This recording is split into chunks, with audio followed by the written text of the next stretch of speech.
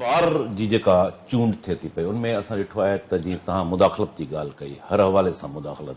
उहा political government हुजे,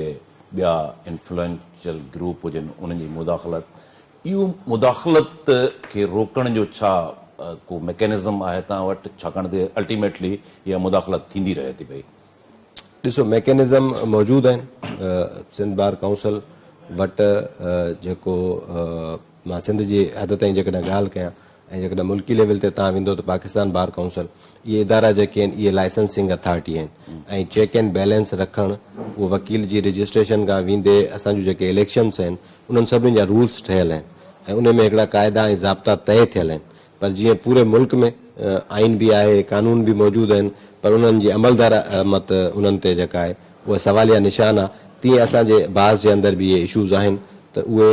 कानून मौजूदु हुजण जे बावजूद बि उन्हनि ते मुकमल तौर ते अमल दरामद न पई थिए। पर हाणे जीअं मां ॻाल्हि करे वियुसि त बहितरी अचे थी पई। हींअर बि असांखे उमेदु आहे त नवां चूंडिजी आयल जेके दोस्त आहिनि सिंध बार काउंसिल में, उहो जॾहिं नओं सेटअप ठहंदो, नई काबीना जेको 11 तारीख़ ते उन्हनि जो इजलास आहे, त उहो उन्हनि रूल्स ते अमल दरामद कराईंदा ऐं रूल्स मौजूदु आहिनि। जेकॾहिं उन्हनि ते अमल दरामद थी वञे त न सिर्फ़ु ॿाहिरीं जेका मुदाख़लत आहे उनखे रोके सघिजे थो, पर पैसे जो जेको बेदरेग इस्तेमालु आहे उनखे बि रोके सघिजे थो।